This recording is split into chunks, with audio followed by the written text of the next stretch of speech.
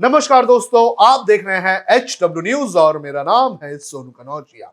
गुजरात में विधानसभा चुनाव के तारीखों का अब तक ऐलान नहीं हुआ है, लेकिन इसके पहले भारतीय जनता पार्टी ने यहां पर एक बड़ा दांव खेल दिया है। क्या है बीजेपी का ये बड़ा दांव, ये मैं आपको एक एक करके बताऊंगा, लेकिन उसके पहले मैं आपसे अपील करना चाहूंगा कि आप इस वीडियो को बड़े पैमाने पर शेयर करें, साथ ही कमेंट बॉक्स में हमें कमेंट करके बताएं। और अगर आप इस वीडियो को YouTube पर देख रहे हैं तो आप हमारे चैनल को जरूर सब्सक्राइब करें। बीजेपी ने जो दांव खेला है वो दांव उनके चुनावी घोषणा पत्र का एक बड़ा हिस्सा है। इसका नाम है यूनिफॉर्म सिविल कोड। गुजरात की बीजेपी सरकार ने यूनिफॉर्म सिविल कोड के लिए एक कमेटी का गठन कर दिया है और ये गठन किया गया है चुनाव के ऐलान के पहले। बीजेपी का मानना है कि बीजेपी को इससे बड़ा फायदा हो सकता है। उत्तराखंड की ही तर्ज पर यहां पर यह कमेटी बनाई जा रही है। आपको बता दें कि जो कमेटी बनाई गई है उसका काम होगा कि वो यूनिफॉर्म सिविल कोड की राज्य में संभावनाओं को तलाशें और साथ ही यूनिफॉर्म सिविल कोड से लेकर जो जो यहां पर परेशानियां और अड़चने होंगी उनका मूल्यांकन करें। गुजरात के जो गृह मंत्री हैं उन्होंने प्रेस कॉन्फ्रेंस लेकर आज इसकी जानकारी दी है। गुजरात में आने वाले दिनों में विधानसभा के चुनाव होने हैं और इस चुनाव के पहले बीजेपी का इसे बड़ा दांव बताया जा रहा है।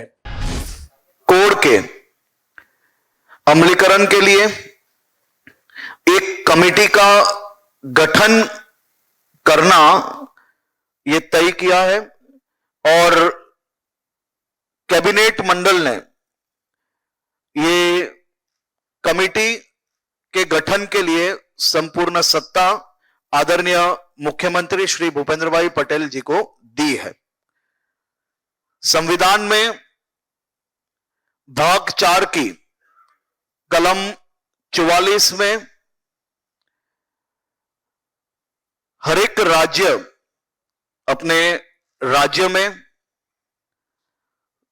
हर एक नागरिक को सम्मान, हर एक नागरिक का कानून एक समान हो, उसकी खास करके जो जोगवाई है उसके अंतर्गत आज गुजरात कैबिनेट मंडल ने ये एक महत्वपूर्ण निर्णय लिया है।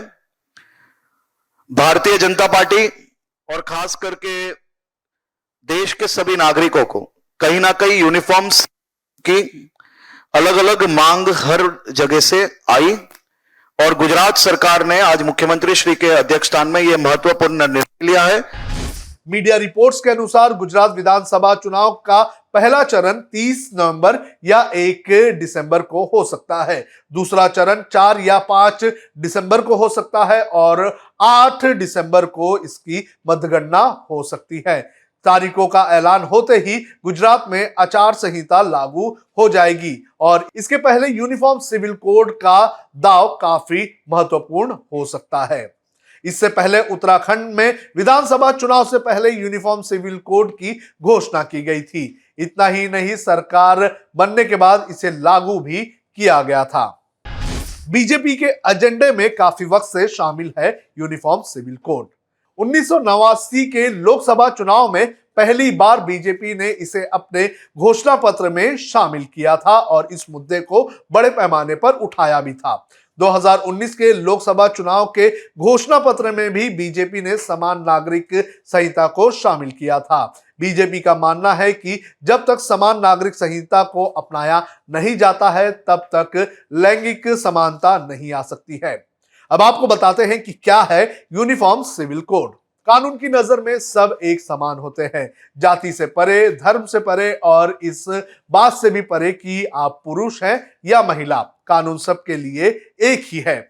शादी, तलाक, एडॉप्शन, उत्तराधिकारी, विरासत, लेकिन सबसे बढ़कर लैंगिक समानता का वो कारण है जिस वजह से यूनिफॉर्म सिविल कोड की आवश्यकता महसूस की जाती है। यूनिफॉर्म सिविल कोड का मतलब है विवाह, तलाक, बच्चा गोद लेना और संपत्ति के बंटवारे जैसे विषयों में नागरिकों के लिए एक जैसा नियम हो। इसका अर्थ है कि भारत में रहने वाले हर नागरिक के लिए एक समान कानून होगा। चाहे वो किसी भी धर्म या जाति का क्यों ना हो। समान नागरिक संहिता जिस राज्य में लागू की जाएगी, वहां शादी, तलाक और जमीन जायदाद के बंटवारे में सभी धर्मों पर एक ही नियम और कानून लागू होगा।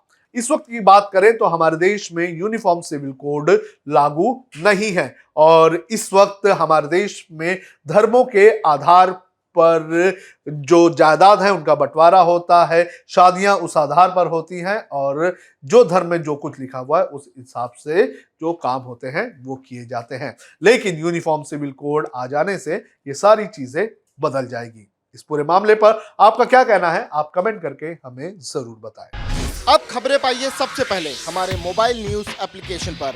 एंड्रॉइड या iOS प्लेटफॉर्म पर जाइए, HW न्यूज नेटवर्क को सर्च कीजिए, डाउनलोड कीजिए और अपनी सुविधानुसार भाषा का चयन कीजिए। खबरों की भीड़ में अपने काम की खबर पाते रहिए।